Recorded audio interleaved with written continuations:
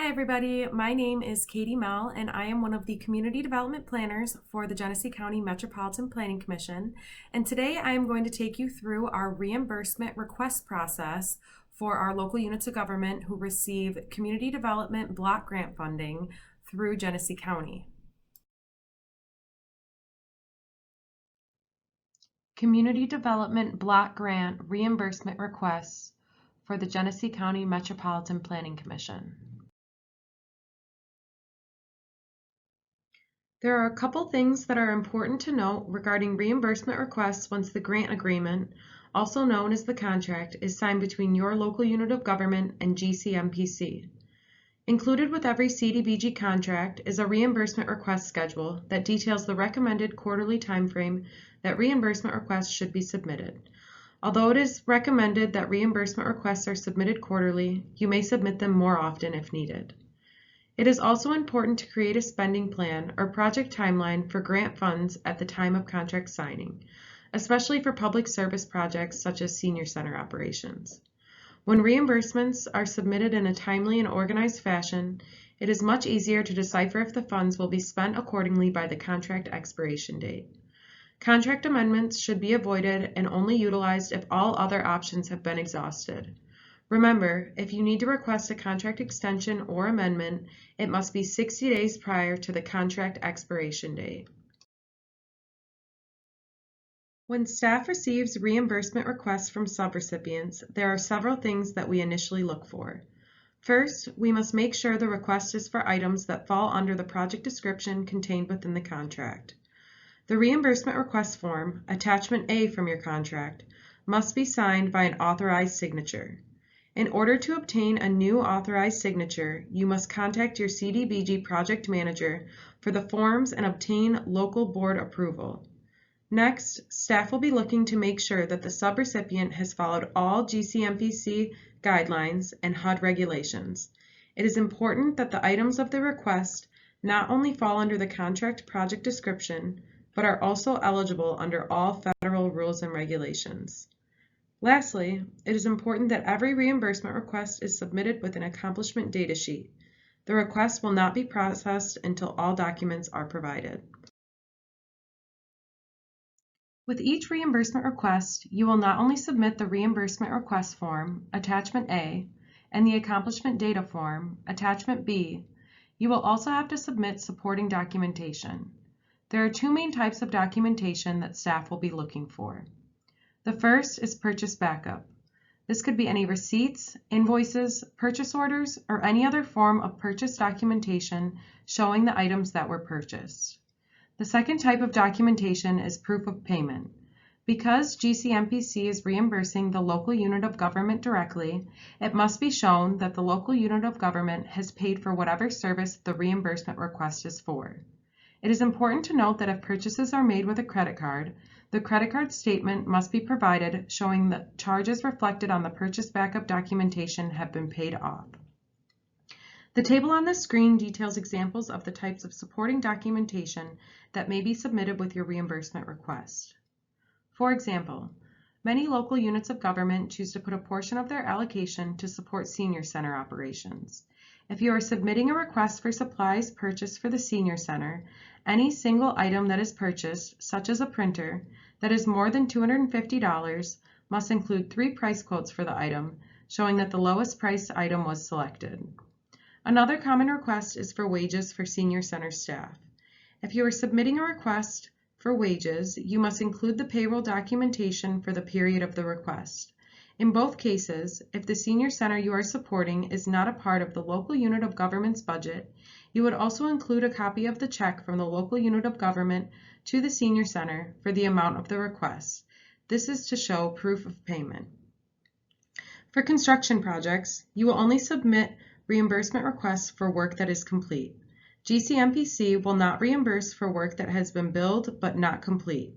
For this request, you would include the invoice from the contractor as purchase backup and a check from the local unit of government to the contractor to show proof of payment. It is also important that you check with your project manager before paying the contractor to ensure that all proper federal wage documentation has been received by GCMPC from the contractor. Once you have confirmed with your project manager that all documentation has been received, you can move forward with paying the contractor. For demolition projects, you will also only submit reimbursement requests for work that is complete. You will submit documentation that shows the current work complete, whether that is pre-demolition, abatement, or disposal documentation. You will also include an invoice from the contractor performing the work and a check from the local unit of government to the contractor to show proof of payment. For code enforcement projects, it is extremely important that the areas that are inspected are recorded. You must provide the addresses of the houses inspected and the date of inspection in an Excel spreadsheet. This documentation is required to ensure that the code enforcement took place in a low to moderate income area. Any request for code enforcement without this documentation will not be approved. If the code enforcement is carried out by municipal staff, payroll documentation will suffice as proof of payment. Now that we have discussed the required supporting documentation, we can take a look at the reimbursement request form, Attachment A in your contract. Section 1 contains project information. Please fill out this entire section besides the project number. The project number is for office use only. Section 2 is project funding. The first line will be for the grant award amount, and the second line will be filled out if you have already submitted any reimbursement requests. The third line will be the difference between line 1 and line 2. Section 3 is for detailing the time frame and amount of the current request. Section 4 is helpful for your local unit of government to keep track of spending, as well as helping our staff decipher the contents of your request. It is recommended that the use of funds section is broken up in a similar fashion as the supporting documentation. For example, if you are requesting funds for senior center operations and there are supplies, wages, and newsletter printing included in the request, please list those items with their amounts separately in this section. The last section is to be filled out by the preparer of the request and signed by the authorized official. This is the accomplishment data sheet that is used for public service projects. Please fill out to the best of your knowledge and ability, as this information is reported to HUD. This is the accomplishment form that is used for construction projects that have taken place in a low to moderate income area. When filling out Section 2, you will only check one project phase and list the corresponding information for that specific project phase. If your project is complete, you do not have to fill out the information for the previous project phases. This is the accomplishment data sheet that is specific to code enforcement activities. Income levels can sometimes be hard to decipher or collect on an individual level, so please fill out this form to the best of your ability, and if individual income levels are unknown, in Section 4, use the moderate income line.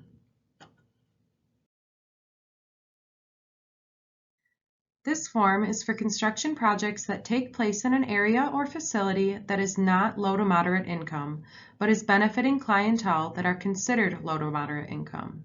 For example, if your local unit of government made public facility improvements to the senior center, you would use this form. When filling out Section 2, you will only check one project phase and list the corresponding information for that specific project phase. If your project is complete, you do not have to fill out the information from the previous project phases. Lastly, during on-site file monitoring, staff is looking for all CDBG files located at local unit of government offices to match the files that are kept at the GCMPC office.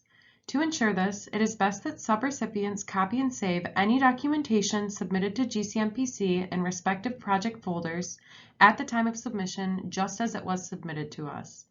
Saving any relevant correspondences with GCMPC staff or participating contractors regarding a CDBG project is highly recommended. GCMPC also sends letters for partial or final reimbursements with checks when applicable. Please make sure to save any letters from GCMPC and a copy of all checks received for reimbursement requests. Each CDBG project should have its own project folder. HUD's recommended record retention is at least 4 years after the project's contract end date. All documents should be kept on file, up to date, and readily available upon request. So I hope that video was helpful to you guys. If there's anything that we didn't cover, please don't hesitate to contact me or Damon Fortney. We are both project managers for the local units of government with CDBG funded projects, and we will be happy to answer any other questions that you might have. Thank you.